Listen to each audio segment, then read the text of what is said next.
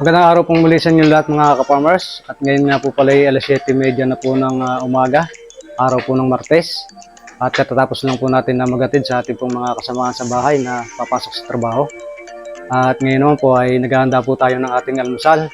Yung ating pang-almusal na ulam ay yun pong pinang-ulam din po namin kagabi, kaya pinapainit lang po natin. At nagpapakulo rin tayo ng tubig para magkape po tayo habang nag-aalmusal. Yan po mga ka-farmers. Maraming salamat po sa mga biyaya patuloy niyo pong pinagkakalob. Pakibasbasan niyo po sana ito at maging luwas ang uri ng karamdaman. Kalakasan ng aming mga pangatawang laman at lalo'y makapagpatuloy sa mga paglilingkod po sa iyo. Sa pangalan po ng Panginoon Jesus. Amen. Kaya na po tayo. Ito po yung ating pang-ulam, yung tambakol na sinaing mga ka-farmers. Yan po. Ito po yung ulam po namin kagabi. Pinainit ko lang po ngayong umaga. Yan po. At meron din po tayo ritong suka na napakapula sa dami ng sili. Yan po. Yan po yung ating pangulam. At meron din po tayong pritong itlog dito na tira po ng aking anak. Yan po. Pritong itlog na may patatas. Natin sili. Okay na po.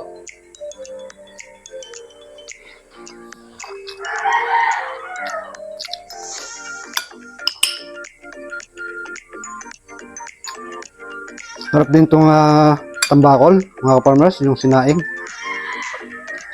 Ang ginamit na pangsuka ay yung kalamyas. Ito po. Tumitindi pala yung asim nito. Tumitindi pala yung asim nito pag tuyo na. Oh.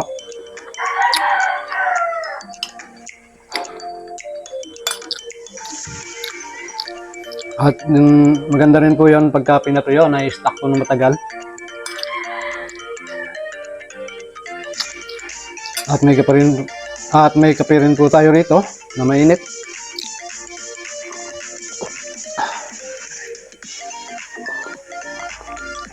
Yan, match na match sa atin pong tambakol na sinaing.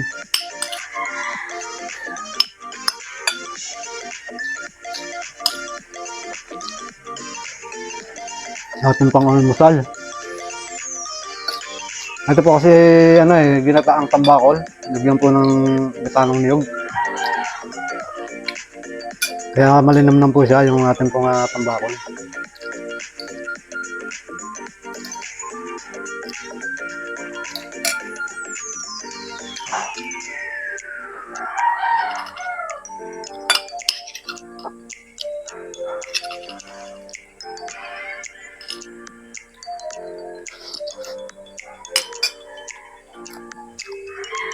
Kasi may suka siya na maanghang. So, suka na maanghang. Mapula siya sa dami ng sili na napalagay.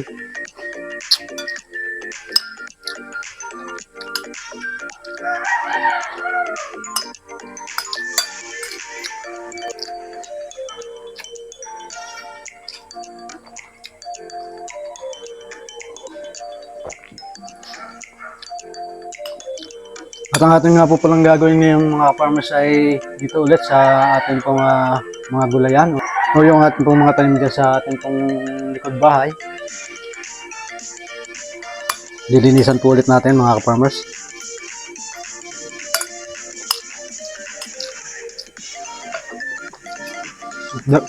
At dahil sa nag-uulan na po ngayon, malapit na pong magtagulan, buwan na po talaga ng tagulan, kaya lang po ay hindi pa umuulan uli ng malakas dito sa amin.